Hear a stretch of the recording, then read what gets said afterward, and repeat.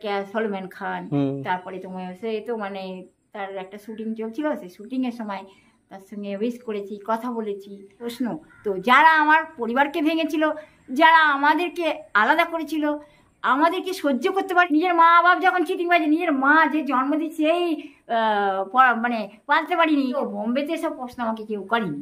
আজ আমি রয়েছি রানাঘাট, আর আজকে কিন্তু আমি যেতে চলেছি রানু মণ্ডলের বাড়ি। রানু মণ্ডলের বাড়িতে গিয়ে কিন্তু আজকে রানু মণ্ডলের বাড়ির কেমন কি পরিস্থিতি রয়েছে এবং সে কেমন অবস্থায় রয়েছে এবং তার সাথে যা যা কোশ্চেন রয়েছে আপনাদের মনে, সমস্ত কোশ্চেন কিন্তু আজকে ভিডিওর মাধ্যমে সলভ করবো আমি। সম্পূর্ণ ভিডিও আপনারা দেখতে থাকেন, সম্পূর্ণ ডিটেল কিন্তু আজকে ভিডিওর মধ্যেই জানিয়ে দেবো। জয় মা দুর্গা, জয় মা কালী। চলুন আজকের ভিডিও শুরু করি। চলে এসেছে প্রায় রানুদের বাড়িতে বললেই চলে। আর রানুদের বাড়ির অবস্থাটা আপনারা দেখতে পাচ্ছেন, যে এমন পরিস্থিতি কিন্তু রানুদের বাড়িতে রয়েছে বর্তমানে। আর ভেতরে অনেক ইউটিউবাররা রয়েছে দেখে আজকে ভিডিও করছে। আর চলুন দেখি একটু সামনের দিকে যাই, সামনের দিকে গিয়ে আমি দেখছি যে কেমন বাড়ির পরিস্থিতি রয়েছে। বাড়িটা যদি আমরা দেখি, বাড়িতে কিন্তু দেখতে পাচ্ছি ঠিক বাড়ির উঠোন যেটা রয়েছে, উঠোনে কিন্তু একদম এমন জঙ্গল হয়ে পড়ে আছে। আর এখানে যেহেতু একটা বাঁশ বাগান রয়েছে, এই একদম উঠোনের সামনের অংশটা যে বাঁশ পাতায় কিন্তু একদম এমন জঙ্গল হয়ে কিন্তু রয়েছে। আর কল তো আমাদের ইউজ করে মাঝে মধ্যে, যেহেতু কল চাপতে একটু অসুবিধা হয়, এখন যেহেতু বয়স হয়ে গেছে ওনার বললেই চলে। আর এই সামনে যেটা দেখছেন এটি কিন্তু আশা করি আপনারা সকলেই বুঝতে পেরেছেন, এটি আমাদের বাড়ি। আর উপরে রয়েছে একটা বাসঝাড়, এই বাসঝাড়টা কিন্তু অ্যাকচুয়ালি আমাদের বাড়ির উপরে এসেই পড়ছে। আর প্রতিনিয়ত কিন্তু আমাদের বাড়িতে আজকাল মানুষজন আমাদের সাথে দেখা করার জন্য কিন্তু আসেন। এখানে দেখতে পাচ্ছি অনেকে কিন্তু এসেছেন আমাদের সাথে দেখা করার জন্য। আর এই সামনের অংশটা ঠিক এইরকম একটি পরিবেশ হয়ে কিন্তু দেখতে পাচ্ছি পড়ে রয়েছে। আর অ্যাকচুয়ালি এখানে দেখতে পাচ্ছি গ্রিল, আমাদের বাড়িতে গ্রিল কিন্তু দেওয়া আছে। আমাদের ঘর বাড়ি সব ভালোই আছে, আপনারা তো আশা করি সকলেই জানেন। একদম পাকা ছাদ দেওয়া ঘর আছে, দুটি রুম রয়েছে, একটি কিচেন, অর্থাৎ বারান্দায় তো ইনি রান্নাবান্না করেন উনি। আর একটা গ্রিল দেওয়া, সব কিছুই যে সেফটি ব্যাপারটা, সমস্ত জায়গা ঘেরাফেরা সব সেফটি আছে। এখানেও গ্রিল ফিল দেওয়া আছে, উনি কার সাথে কথা বলছেন। আর এখানে দেখতে পাচ্ছেন আমাদের কেমন আছেন দাদি, কেমন আছেন? ভালো আছি। আচ্ছা, আজকে আমি দেখতে পাচ্ছি এই ঘরটা খুলেছেন আপনি। আমি এই যতবার আপনার কাছে এসেছি এই ঘরটা দেখি বন্ধ থাকে, তা হঠাৎ কি মনে করে খুলেছেন এই ঘরটি আজকে? মনে করে আমি কেন আমাকে বলে যিশু নিজেই আমাকে বলে যে খুলতে। আচ্ছা, এই ঘরে আমরা দেখতে পাচ্ছি যিশু খ্রিস্টের একটি খুব সুন্দর ফটো রয়েছে। আপনি দেখেছি যিশু ফটোটাই? আচ্ছা, আমি শুনেছি যে আপনার যখন মন খারাপ হয় আপনি নাকি দরজা খুলে ওই যিশু খ্রিস্টের ওখানে মানে প্রে করেন? বা না রোজ না, আজকেই জাস্ট আমি এই কারণে লুকিয়ে যে ওখানে তো আমার মেশো থাকতো, মাসি থাকতো। আচ্ছা, এই ঘরে আপনার মেশো মাসি থাকতো, আর সাইডে যে ঘরটা রয়েছে ওইখানে তো আমিই থাকতাম, সব সময় থাকি। তবে কথা কি, এই ঘরে আমি ছোটবেলায় থেকেছি, আমার ছোটবেলার কথা বলছি। আচ্ছা, আপনি যখন ছোট ছিলেন এখানে থেকেছি। তারপর আমার ছেলে মেয়ে আমি সবাই এখানে থেকেছি, ঠিক আছে। ছোটবেলায় আমার একটা মায়ের মা, নানি মা, যেমন তুমি আমার নানা হয় না, নানাজি তোমার বউকে হবে নানি হবে। আচ্ছা, আপনার পিসে মশাই সকলে কি এই ঘরেই থাকতেন? পিসা আমাকেই পিসি বলতো, আবার কোথায় পিসা আমাকে পিসা বলতো। আর পিসা তো মরে গেছে, সেই পিসা যে পিসা ছিল আমার স্বামী মরে গেছে। এবার সে মরাকে কি করে বলবে পিসা, বলো? আচ্ছা, আপনার পিসে মশাই যারা রয়েছেন? হ্যাঁ, পিসা আমি হচ্ছে পিসি, সে ছিল আমার সে পিসা ছিল।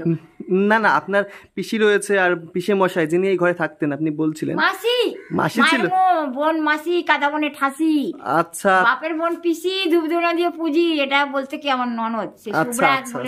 মাসি থাকতো এখানে না, আমার সেই দীনেশ মন্ডলের বোন, যদুর বোন। সে আমাকে এরকম ছোটবেলায় না, মানে তখন ও পড়াশোনা করে স্কুলে, ও কোথায় কোথাও কৃষ্ণনগর কুইনিস স্কুলে পড়তো। আচ্ছা, আপনি আগে কৃষ্ণনগর থাকতেন?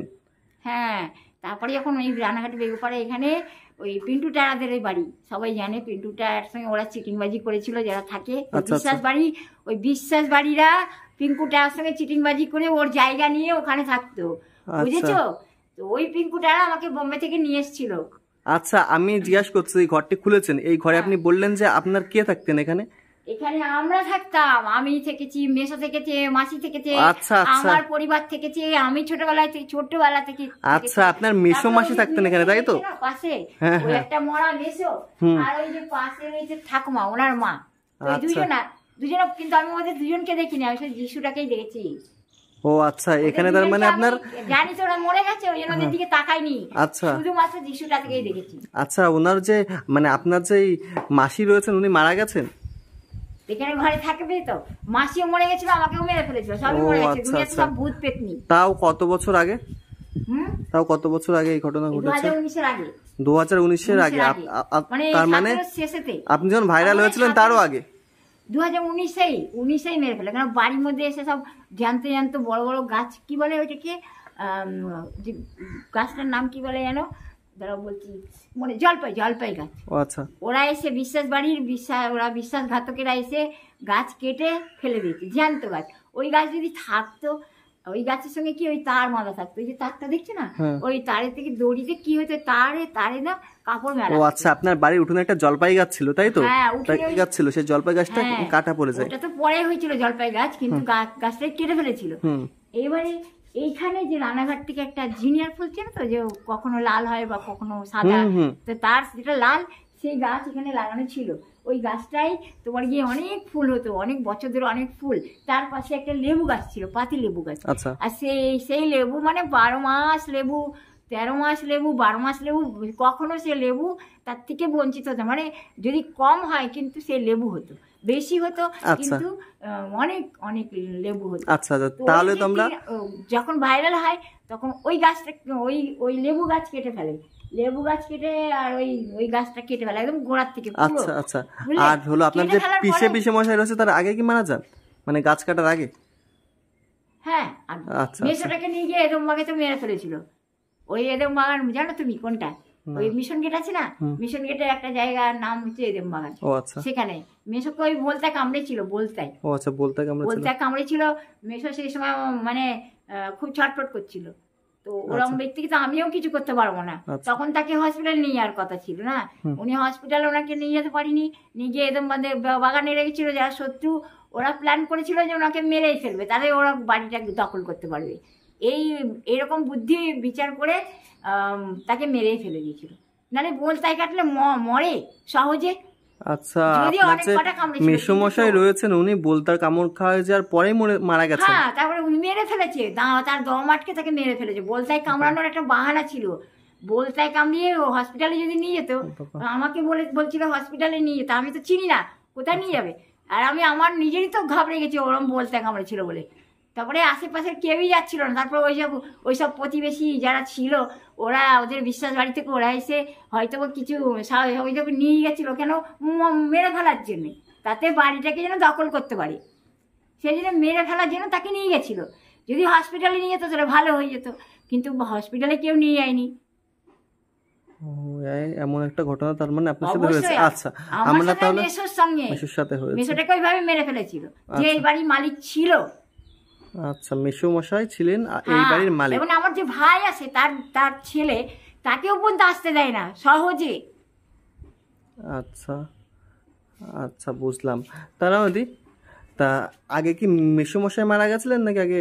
না, মেশোকে মেরে ফেলেছে, মরে গেছে, ওকে মেরে ফেলেছিল। তারপরে আচ্ছা, মাসি আর আপনি এই বাড়িতে থাকতেন?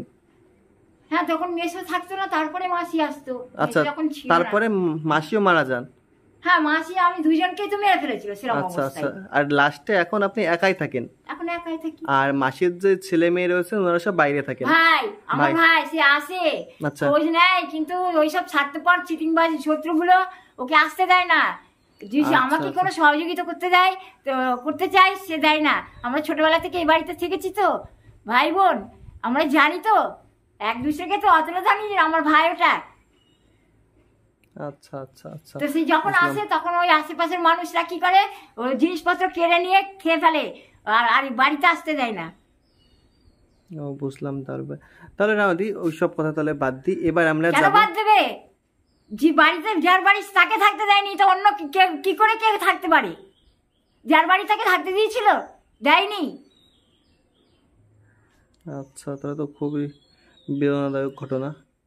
তাকে যদি আশেপাশের মানুষ যারা নিয়ে গিয়েছিল, ওনারা নিয়ে গিয়ে তাকে ডক্টরের কাছে নিয়ে যেত, ট্রিটমেন্ট করতে, তাহলে ভালো হয়ে যেত। কেন কি কামড়েছিল না, বলতায় কামড়েছিল, আশা ছিল যে সে ভালো, কিন্তু ওদের তো বুদ্ধি ছিল ওরকম যে ওইভাবে কামড়াবে, নিয়ে যাবে গলি দিয়ে গাড়ি করে নিয়ে গিয়ে ওই ওদের বাগানে নিয়ে গিয়ে ঢুকিয়ে রাখবে ওই যেখানে রেখেছিল, তারপরে দম আটকে। মানে ওনার যখন, কেন বলছি, যখন ওনার মরা মুখটা দেখিয়েছিল না, মাসি আর ভাই এসেছিল, কাঁদছিল গিয়ে, আমিও গেছিলাম, মাসি খুব কান্নাকাটি করছিল।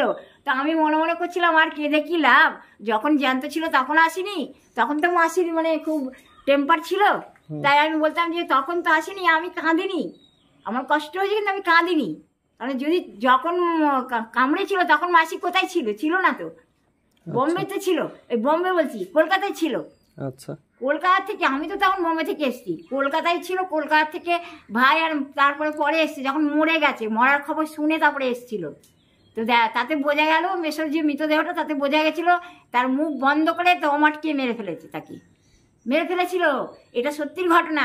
কারণ ও মরার আশাটা সহজে করা যেত না, যদি ওরা ডাক্তারের কাছে নিয়ে যাচ্ছি বলে নিয়ে গেছিল সে এদিন বাগানে। তো এরকম প্রতিবেশী ওরা, অত বিশ্বাসঘাতক।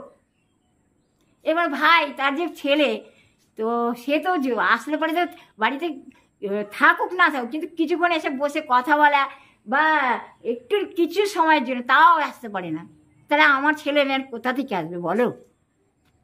আচ্ছা, ওই জন্য এখন আর কেউ আসে না। কি করে আসবে? যাদের থাকা উচিত তাদেরই থাকতে দেয়নি। ওরম চোর ডাকাত খুনিরা, ওই ধরনের খুনি প্রতিবেশী বা আত্মীয়। এটা তো খুবই বেদনাদায়ক ব্যাপার। কত কত দুঃখজনক। খালি বেঁচে থাকি তার দিকে। এমনকি আমি নিজেও অনেক সময় বলে থাকি যে এমন ঘুম দাও যেন আর জীবনে আর সকাল না দেখতে হয়, কিন্তু প্রত্যেক দিন সকাল দেখতে দিচ্ছে। খুবই বেদনাদায়ক ঘটনা তাহলে আমাদের। তাহলে বেদনা মানে প্রচুর বেদনা। তো যখন যিশুর ওই ক্রুশমন্দির দিকে তখন ভাবি, ওইটা দিয়ে তখন ভাবি, ওটা তো সবসময় দেখতে পাই না, কিন্তু মনে মনে তো ভাবি। তখন মনে হয় যে তিনি অত কষ্ট করেছে, তাহলে আমার কষ্ট কিছুই না। আচ্ছা, তাই মনে করি, কিন্তু কষ্ট যে কতটা করেছি শুধু সেই জানে, কিন্তু তার আন্দাজ অন্য কেউ বোঝে না। কিন্তু তবুও।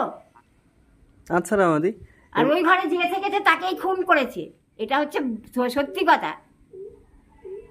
আচ্ছা, তাহলে আমরা এবার জানতে চাইবো যে আপনার গানের ব্যাপারে, যে আপনি প্রথম যখন 2019-এ ভাইরাল হন, যখন আপনি হিমেশ রেশমিয়ার সাথে প্রথম দেখা করেন, তখন সেই অনুভূতিটা আপনার কেমন ছিল? অনুভূতি হচ্ছে যে আমি তার কাছে বয়সে অনেক মানে জুনিয়র। তারপরে কথা হচ্ছে যে যে সমস্ত যায়, শুধুই তার বোম্বে না, বোম্বে থেকে অনেক অনেক যায়, যেমন লখনৌতে নিয়ে গেছিলো, কেরালাতে নিয়ে গেছিলো, তারপরে তোমার গিয়ে আর কোন তোমার লখনৌ, কেরালা, তারপরে তোমার আর একদিন বোম্বেতে তো গেছি, তাছাড়া কোন জায়গা আর আমার মনে আসছে না। যাই হোক, আচ্ছা, তা সেই আচ্ছা, আর একটা কোশ্চেন আছে। আপনি যখন প্রথম সোনিতে হলো শো করেন, তখন যে আপনার ব্যাকগ্রাউন্ডে যে হিস্ট্রি, সেই হিস্ট্রিগুলো কি শুনিয়েছিলেন আপনি? মানে আপনার বেদনাদায়ক এত কষ্ট, আমি যেগুলো তুলে ধরার চেষ্টা করছি, এমন কষ্ট এখানে আসলে পরে তোমার সঙ্গে যতটা বলা হয় বা যে এই ধরনের প্রশ্ন করে তাদের সঙ্গে এসব নিয়ে আলোচনা হয়, আদার্স তো বোম্বেতে এসব প্রশ্ন আমাকে কেউ করেনি। আচ্ছা, না, মানে আপনার ব্যাকগ্রাউন্ড কেউ জানেনি বোম্বেতে, যারা মানে বলিউডে যারা সিনিয়ররা আছেন, তারা আপনার ব্যাকগ্রাউন্ডে কতটা কষ্ট করে আপনি জীবনযাপন করেছেন সেটা হয়তো জানা। যদি আমরা তাদের সেরকমই কোনো পরিবেশে থেকেছি, তথাপি তারা আমাকে জানে কিনা, তবে হ্যাঁ, ওই যে ঋষি জানলাম, ঋষি কাপুর, যেমন তাকে তো অবশ্যই দেখেছি একদম সামনাসামনি চোখে। উনি দরজায় দাঁড়িয়ে ছিলেন, সে বাদাম গাছ ছিল, সে বাদাম গাছের নিচে আমি যাচ্ছিলাম জল আনতে বোতলে করে, মানে ওনার যেখানে থাকতাম সেখানে তার সেই ডাইরেক্টরের ঘরে তো আমাকে যেতে হতো জলের জন্য। কারণ ওনার টপ থেকে জল থেকে মানে বোতলে করে জল নিয়ে এসে নিয়ে ঘরে বোতলে করে নিয়ে গিয়ে ভরতাম, ঘরে রাখতাম। তারপরে ওরা কি করলো, আমাকে একটা কল বানিয়ে দিল ঘরের সামনে, যাতে আমাকে হ্যাঁ, যে রুমে ওদেরই রুমে থাকতাম পার্টিশন করে, তা ওখানে আবার আর এক দুখানা মহারাষ্ট্রিয়ান থাকতাম। আমার মনে হয় যে মহারাষ্ট্রিয়ানের গল্পটা করলাম বুড়ো বুড়ি, তার মধ্যে একজনের নাম ছিল বালু, যে লোকটা কুক করে তার নাম বালু। ওই বুড়িটার নাম কি আমি জানি না, কিন্তু ওটা হচ্ছে তোমার গিয়ে কুক, উনি কুক ছিল। আচ্ছা, উনিও আপনার সাথে থাকতেন? আমার সঙ্গে না, মানে ওই পার্টিশন দিতাম আমি আমার পরিবার সঙ্গে, আমার স্বামী, আমার বাচ্চা দুটো, মানে পাশাপাশি থাকতেন। হ্যাঁ, একটা ঘরে যদি একটা ঘরে পার্টিশন দেয় তারপরে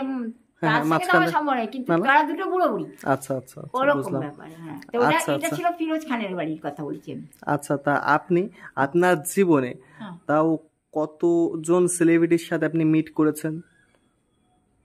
এখন আমি জাস্ট তোমার মিট বলতে তোমার তো ওই যেমন মানে সলমান খান, তারপরে তোমার সে তো মানে তার একটা শুটিং চলছিল, সেই শুটিং এর সময় তার সঙ্গে উইশ করেছি, কথা বলেছি।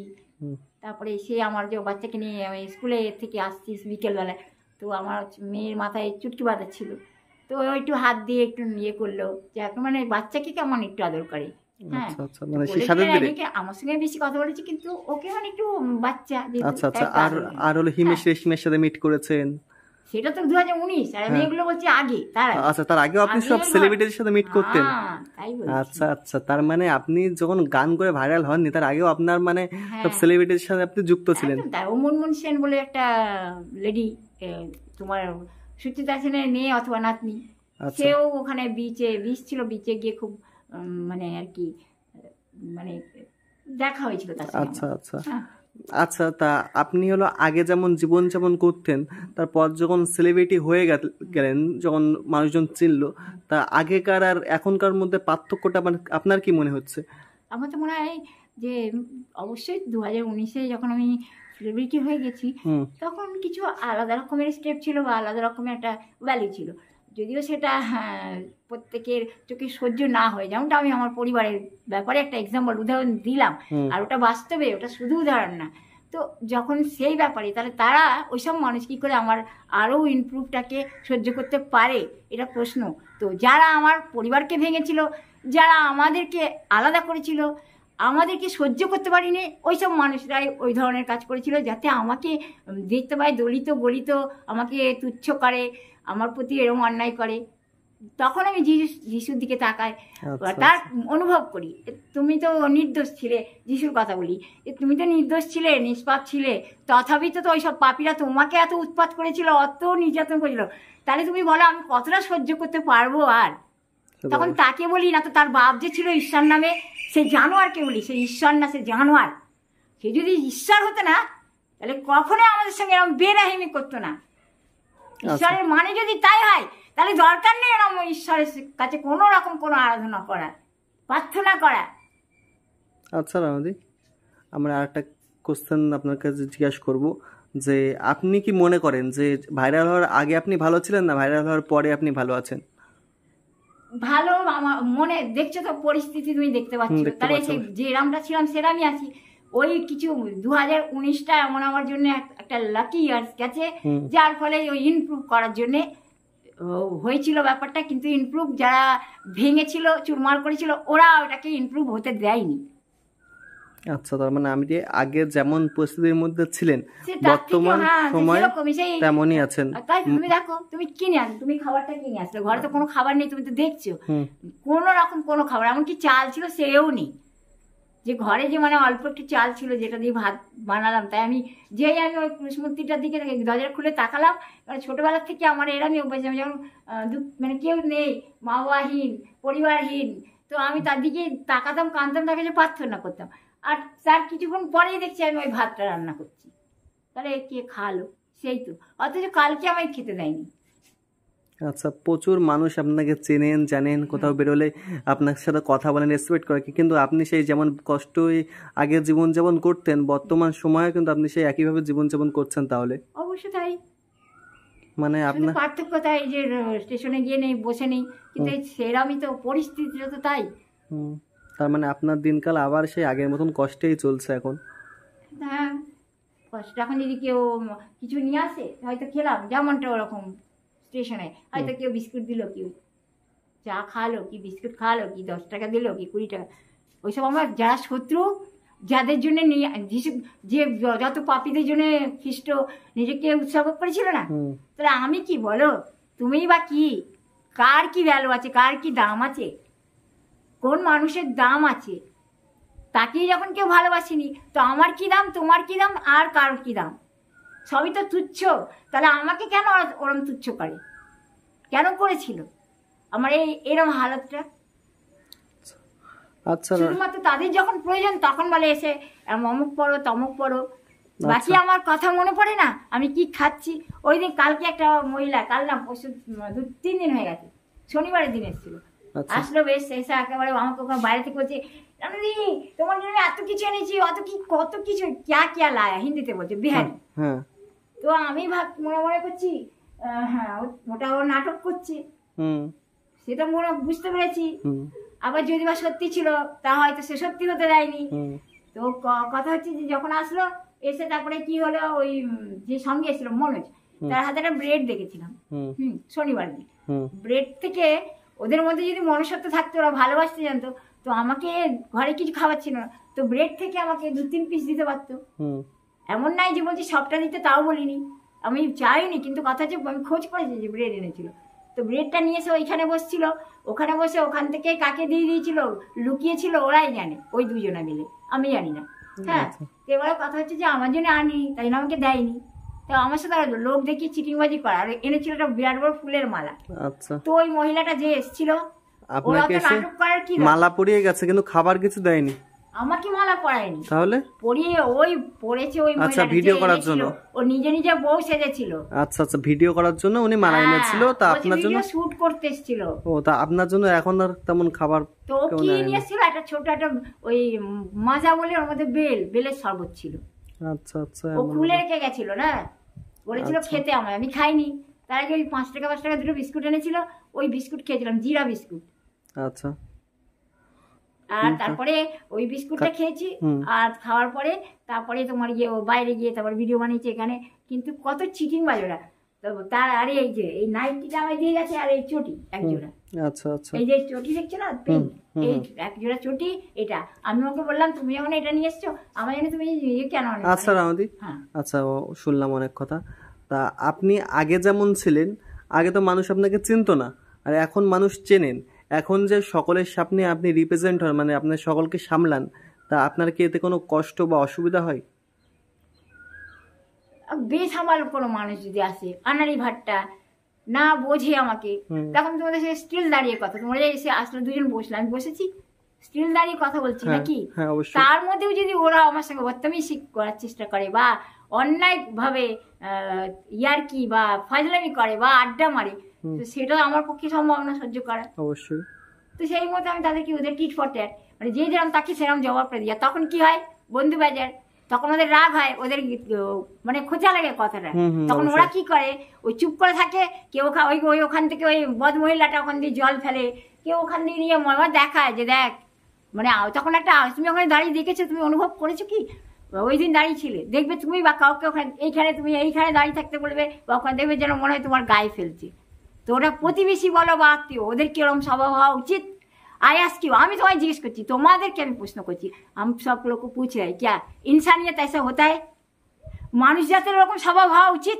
তাহলে ওরা কত জঘন্য, এই বাবা, ওরা বিশ্বাসের নামে বিশ্বাসঘাতক জাত ওরা। আচ্ছা, যারা আপনার সাথে আসেন, যারা খারাপ ব্যবহার করেন, সত্যি এটা অন্যায়। কারণ এমনভাবে একটি মানুষের সাথে এমনভাবে ডিস্টার্ব করা উচিত না। কারণ আমাদের বাড়িতে প্রতিনিয়ত মানুষ আসেন, আমাদের সবাই সাথে ভালোভাবে কথাবার্তা বলেন, আর কেউ যদি এমন জ্বালাতন করে, সত্যি মানুষের মতো কথা বললে প্রতিটি মানুষই এমন হবে, মানে প্রতিটি মানুষের রাগ হবে, এমন মেন্টালি সমস্যা হয়ে যাবে। যদি তাই করেছিল, ওর তো মেন্টালি টর্চার করেছিল আমাকে, মেন্টালি টর্চার, ফিজিক্যাল টর্চার, মানে ঘরের অত্যাচার, অন্যায়, ওইভাবে আসে পাশে, মানে সব দিক থেকে বাকি রাখিনি কিছু, যে অন্যায়টা ওরা করেনি। আচ্ছা, আমি এত কষ্ট করে কিন্তু আমাদের এখনো পর্যন্ত সে জীবনযাপন করছেন, তার ব্যাকগ্রাউন্ডটা কিন্তু খুব খারাপ, যে ব্যাপারটা মানে তেমন ভাবে আপনি বড় হয়েছেন, মানে প্যাথেটিক, কত কষ্ট করে, কষ্টকর ব্যাপার, দুঃখের ব্যাপার। তারপরেও আমাদের এখনো বর্তমানে সময় এসে প্রতিটা মানুষের সাথেই সে কথা বলছেন, অবশ্যই যতটা পারছেন। আমার ধৈর্য রাখলে আমি নিশ্চয়ই তার সঙ্গে ভালোভাবে, যদি আমাকে অধৈর্য করে তোলে। কারণ এই বাড়িটা এমন যে এই বাড়ি থেকে ছোটবেলা থেকে নিয়ে বড় হয়ে, মানে একদম ছোটবেলা থেকে নিয়ে, ধরো আমি এই বাড়িতে কত বয়সে এসেছি, বোধ হয় তখন আমার বয়স 5 বছর অথবা 5-6 বছর, সেই সময় আমি এই বাড়িতে এসেছি। আর সেই বয়স থেকে আমি এই বাড়িতে, নাহলে কার বাপের সাথ দিয়ে যে এই বাড়িতে থাকি। আচ্ছা, সেই বয়স থেকে এখন আপনার কত বছর বয়স? আমি নিজেও জানি না কত বয়স, কারণ আমি কত সালে জন্মেছি আমি নিজে জানি, কারণ সে জানতো শুধু সে যে আমায় জন্ম দিয়েছিল। 50 পারতে হবে, তা আমি জানি না, এটা আন্দাজে বলা যেতে পারে, কিন্তু আমি জানি না। কারণ কি, যদি আমার হাতে সে সার্টিফিকেট দিত বাপটাইজের বলো, বা আমাকে বলতো এটা, আর বলবো, আর যদি কেউ বলে সাথে চিটিংবাজিও করতে পারে, মিথ্যে কথা। নিজের মা বাপ যখন চিটিংবাজি, নিজের মা যে জন্ম দিচ্ছে সেই মানে পালতে পারিনি ওই অত্যাচারের জন্যে, সে কেন পারিনি সেই ওদের ওই অত্যাচারের জন্য। আচ্ছা না, আপনার কোনো সার্টিফিকেট নেই বাড়িতে, যেমন আধার কার্ড অথবা ব্যাংকের বই? ওইসব কিছু নেই। ওই তপন বলে যে চিটিংবাজ ছিল, সব নিয়েছিল, এবারে ও কি করেছে জানি না। তো যাই হোক, তারপরে আমাকে এমনকি এটিএম কার্ড দুবার বানিয়ে দিয়েছিল, দেয়নি, সেটাও নিয়ে পালিয়ে গেছিল। এবার ও তপন তো মরে গেছিল শুনেছিলাম, ও মরার আর এক মরা ওকে ধরেছিল, তার মধ্যে এসেছিল, বুঝেছো? আর আমার ভাই একবার এসেছিল, তো আমার টাকা দিতে ভাই এসেছিল, তো ভাই ওই চেয়ারে বসছিল। আমার ভাই বাড়ির যে মেসো ছিল না, তার ছেলে লালটু তার নাম, এমনিতে আরেকটা নাম প্রবীণ, বুঝলে। তো সে এসছে, তো ভাইয়ের সঙ্গে আমি ওই বিছানায় বসে কথা বলছি, ভাইকে চেয়ারে বসতে বললাম, ভাই বসলো। তো ভাই সেই সময় 300 টাকা দিয়েছিল, নতুন নতুন টাকা, কোনো পুরোনো ফাটা ছেঁড়া না। 300 টাকা আমার হাতে, 100 করে 300 টাকা আমার হাতে দিয়েছিল। সেই সময়টা কি হয়েছিল, সেই সময়টা এটিএম কার্ড ওরা নিয়ে গেছিল চিটিংবাজি করে, জানো। আচ্ছা, আপনার এটিএম কার্ড ছিল না ভাইয়ের? আমারই তো। আচ্ছা আচ্ছা, যদি আমার ছেলে মেয়ের হয় তাহলে সেটা আমারই তো, বা আমার যদি হতো তারই তো, অবশ্যই। তো সেরকমই তো ব্যাপারটা আছে। কই প্রতিবেশী কি সেসব ব্যাপারে কোনো সমস্যা করে? কারণ ওরা সবসময় নিজেদের ফায়দা দেখেছিল। ওরা কি করে বাঁচবে, ওরা কি করে খেয়ে মরবে, ওরা কি করে আমার পরিশ্রমের ফল ওরা কি খেয়ে বাঁচার জন্য, বড় হওয়ার জন্য, কত ঠিক ওদের ওই জঘন্য কর্মের জন্য। আচ্ছা, এমন ভাবেই তাহলে আমাদের দিনকাল কেটেছে আর এখনো পর্যন্ত কিন্তু কাটছে। তারা আমাদের এখন খুবই কষ্টে আছে, আগের তুলনায় আগে যেমন ছিল এখনো তেমন ভাবেই দিনকাল কাটছে। আজকে আমাদের ব্যাপারে আমরা অনেক কিছু জানলাম, অনেক ব্যাপার জানলাম। তারা আমাদের দুপুরে কিছু খাওয়া দাওয়া করেছেন আজকে? ওই বললাম না, আমি ওখানে ক্রসের দিকে তাকালাম, তারপর হঠাৎ কি বলতে মনে হলো গিয়ে, তারপরে আমি উনি তার কাজটা সাহায্য সহযোগিতা করলাম। খাওয়া দাওয়া করেছেন? আগে আমি 3 বার খেয়েছি, 2 বার কালো চা খেয়েছি। তারপরে ওখানে গিয়ে হঠাৎ কি মনে হলো, কালো চা খেয়ে দরজাটা খুললাম, হ্যাঁ ডান্ডা দিয়ে খুললাম, লাঠিটা দিয়ে, কেন বলা যায় না না কি, আমি তো জানি না ভিতরে কি ব্যাপার কি হয়। এখন কথা হচ্ছে যে দরজাটা খুললাম ইয়েটা দিয়ে, লাঠিটা দিয়ে ইয়েটাকে খুলে, তারপরে দেখছি যে যিশুর ছবিটা দেখলাম। আর যিশুর ছবিটা দেখাতে তখন আমার মনে করলাম, তাহলে তোমায় যদি তুমি তো নিষ্পাপ, তো তোমাকে যদি দুনিয়ার পাপীরা, যারা খ্রিস্টান জাতের যত পাপী বা হিন্দু জাত বা মুসলমান জাত, যে তাকে ক্রুশে দিয়েছিল, ওই পাপীদের জন্য তো তুমি মরেছিলে, তো ওই পাপীরা তোমাকে কি ভালোবেসেছিল, তা আমাকে কি করে ভালোবাসতে পারবে, আমার পরিবারকে কি করে সহ্য করবে, আমার ভালো কি করে সারা সহ্য করবে, আমার পরিবারে ভালো। আচ্ছা আচ্ছা, এইটাই বলার মানে আমার। আচ্ছা, বুঝলাম। তারপরে আপনি বললেন চা খেয়েছেন, শুধু চা খেয়ে কি আজকের দিনে আছেন নাকি? কালো চা, শুধু কালো চা। তারপরে বললাম না, যখন আমি ভাত রান্না করেছেন আজকে? তোমাকে কি বললাম, যখন আমি ওই ক্রুশের দিকে তাকালাম, তারপরে আমি অল্প করে ভাত কি করলাম, জল ফুটালাম প্রথম, ওই যে সসপ্যান দেখছে না, আচ্ছা আচ্ছা, দেখছে না, এতে করে আমি জল ফুটিয়েছি 1 সসপ্যান। ফুটিয়ে আমার ফুটানোর পর মনে ভাবলাম যে চা দুধ তো নেই, তো কালো চা তো 2 বার খেয়েছি, তো দুধ নেই, তো চা কি করে খাবো। তখন যখন এটা ফুটেছি তখনকার কথা বলছি, হ্যাঁ, তখন আমি কি করি, জল ফুটিয়ে আমার হঠাৎ মনে হলো, ওইখান দিয়ে এসে হঠাৎ কি মনে হলো, চাল যেটুকুনি ছিল অল্প চাল, বেশি না, এই বাটিটা 1 বাটির মতো ভাত হয়েছে, এত দূর, তা 1 বাটিও বলতে পারো, হ্যাঁ, যদি বা বলতে পারো 1 বাটিও বলতে পারো, 1 বাটির মতো ভাত, তাই সেই চাল ছিল। সেই চালটা নিয়ে আমি একটু এর মধ্যে ঢালা উচিত ছিল, তখন আর বুদ্ধি কাজ করলো না, তাই জন্য আমি কি করলাম, এই বাটিতে করে এইটার করে টিফিন কাটিতে করে ফুটিয়ে তাহলে সেই ভাতটা খেলাম 2 বার কালো চা খাওয়ার পরে। আচ্ছা, ওই খেয়ে এখন আছেন? হ্যাঁ, 2 বার কালো চা খেয়েছি, হ্যাঁ, তারপরে আরেকবার বানিয়েছিলাম, হ্যাঁ, 2 বার আমি কালো চা বানিয়েছি বোতলের জলে, আর তারপরে এই যে সসপ্যানে যে জল ফুটিয়েছি ভাত বানানোর জন্য, সেই জল দিয়েছি। আচ্ছা, তাহলে অনেকক্ষণ আপনার সাথে কথা বলা হলো, আপনি দুধ এনেছি আমরা, আপনি চা বানাই, দুধ চা খেয়ে নিন।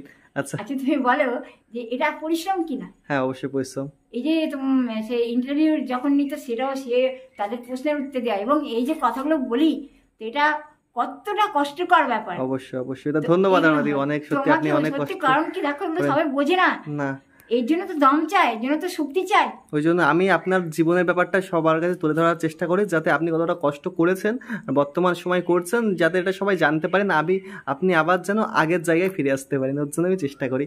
আচ্ছা, ধন্যবাদ আমাদের, অনেক অনেক ধন্যবাদ।